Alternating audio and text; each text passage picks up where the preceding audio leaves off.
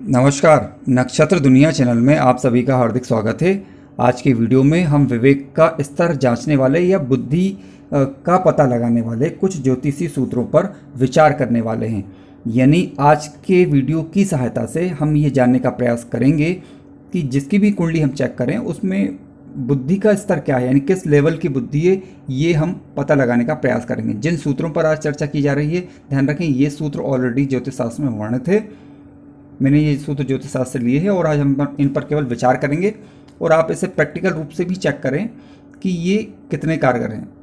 ठीक है, कारगर तो हैं क्योंकि तभी ये वर्णित हैं, लेकिन हमें इन्हें चेक कर लेंगे तो ज़्यादा उचित होगा। क्योंकि क्या होगा कि जब हम किसी चीज़ को प्रैक्टिकल रूप से चेक करते हैं तो पुष्टि हो जाती है हर चीज़ की। ठीक है, तो आइए विचार करते हैं। इससे पहले आपसे रिक्वेस्ट करना चाहूँगा कि यदि आपने हमारा चैनल अभी तक सब्सक्राइब नहीं किया है तो कृपया पहले चैनल को सब्सक्राइब अवश्य कर लें। आइए शुरू करते हैं।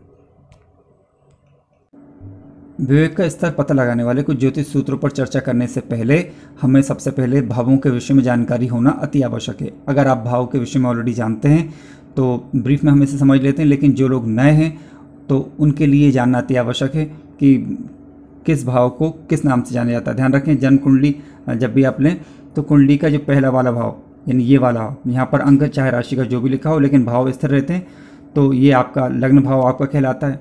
ठीक, ये आपका धन भाव और ये आपका पराक्रम भाव, तीसरा भाव, चौथा भाव सुख भाव के नाम से जाना जाता है। पांचवा भाव आपका पंचम भाव यानी ये संतान भाव के नाम से भी जैसे जाना जाता है और आज के सूत्रों पर इसकी महत्वपूर्ण भूमिका होगी। और इसके अलावा छठा भाव आपका रोग ऋण रिपु का भाव कहलाता है। सातवां भाव आपका व्यापार भाव या कह सकते हैं कि दाम्पत्य जीवन का भाव कहलाता है, जिस पर हम विचार करते हैं व्यापार या दाम्पत्य जीवन का। आठवां भाव आपका जीवन मृत्यु का भाव यानी रंध्र भाव के नाम से जाना जाता है इसे। नवा भाव आपका भाग्य भाव, जो भाग्य का विचार करते हैं हम।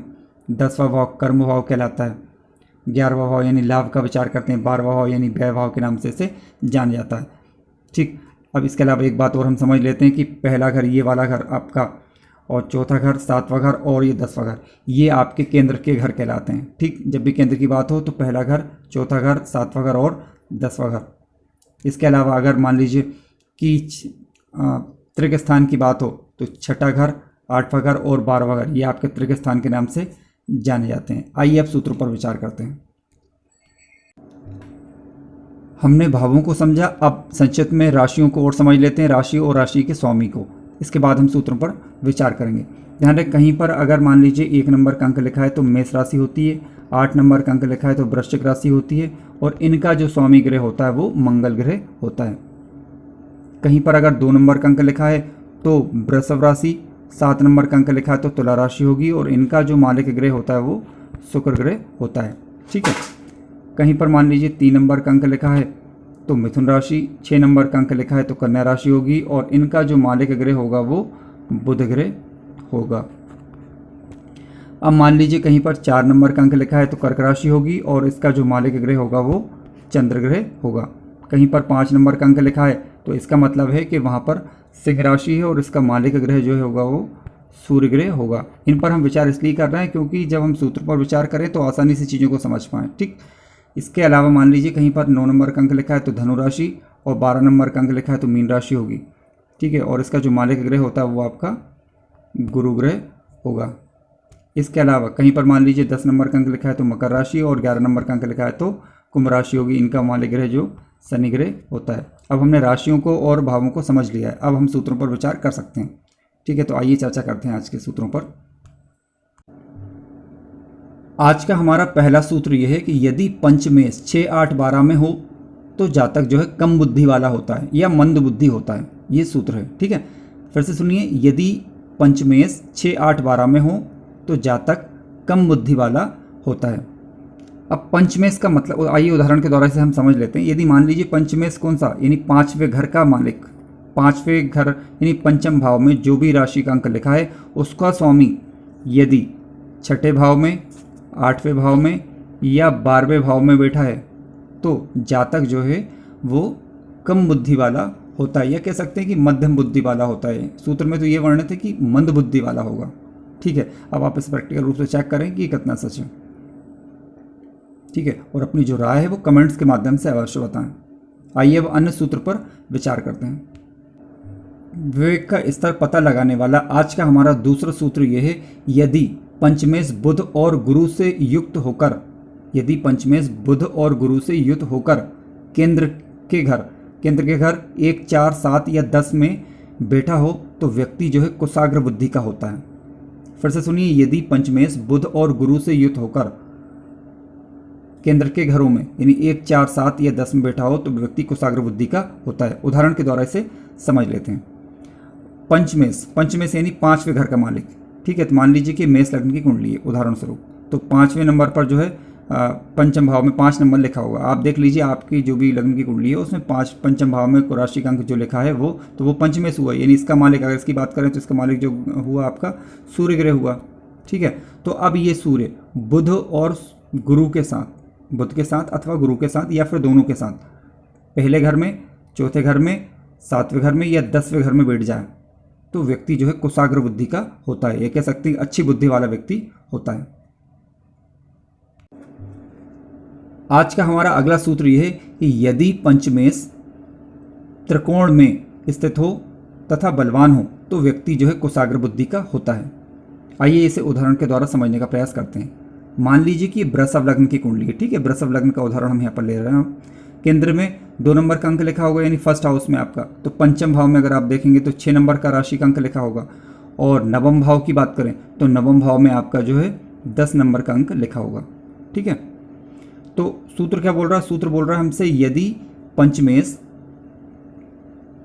पंचम भाव में अथवा नवम भाव में स्थित हो, यानी त्रिकोण की बात कर रहा है, तो त्रिकोण में 3 घर आ जाएंगे आपके, लग्न भाव आ जाएगा, पंचम भाव आ जाएगा और नवम भाव आ जाएगा। इसमें राशि का अंक कोई भी लिखा हो सकता है। तो पंचमेश देखना है आपको। पंचमेश अगर इस राशि के हिसाब से देखा, इस कुंडली के हिसाब से देखा जाए तो 6 नंबर का अंक लिखा है, यानी आपका बुध ग्रह हुआ। तो बुध ग्रह अगर त्रिकोण में बैठ जाए, यानी या तो वो लग्न में बैठ जाए या फिर पंचम भाव में बैठ जाए या नवम भाव में बैठ जाए, तो व्यक्ति जो है वो कुशाग्र बुद्धि का होगा। आइए अब अन्य सूत्र पर विचार करते हैं। बुद्धि से संबंधित ज्योतिष का अगला सूत्र यह है कि यदि पंचम भाव का स्वामी चतुर्थ भाव में बैठ जाए और चतुर्थ भाव का स्वामी पंचम भाव में बैठ जाए तो व्यक्ति कुशाग्र बुद्धि वाला होता है या तीव्र बुद्धि वाला होता है। आइए उदाहरण के द्वारा इसे समझने का हम प्रयास करते हैं।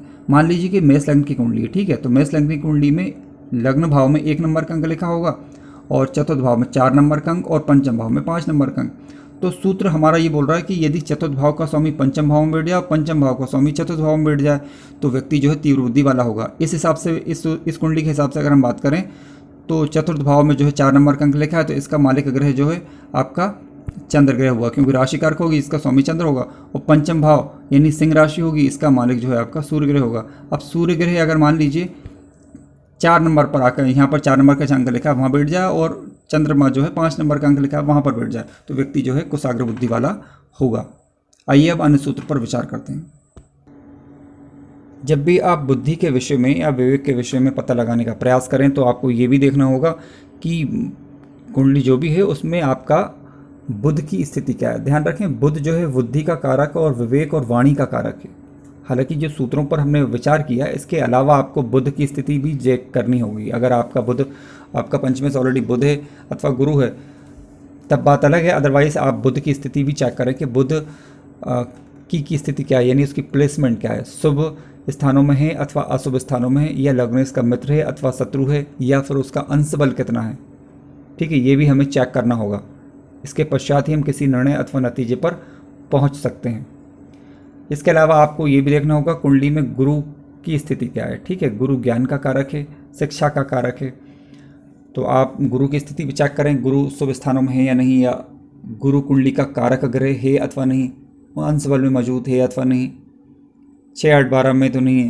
ध्यान रखें 6, 8, 12 में भी अगर गुरु होता है तब भी, या फिर क्या होगा कि गुरु एक नैसर्गिक शुभ ग्रह होने के कारण चाहे अशुभ स्थानों में ही क्यों ना बैठा हो फिर भी ये अपनी शुभता नहीं खोता है, यानी व्यक्ति को शुभ परिणाम ही देने की चेष्टा करता है। हालांकि ये बात सही है कि 6, 8, 12 में जब जाएगा तो फिर उसमें कह सकते हैं कि ग्रह कमज़ोर हो जाता है, यानी कह सकते हैं कि उसकी जो शक्ति है उसमें कमी आने लग जाती है।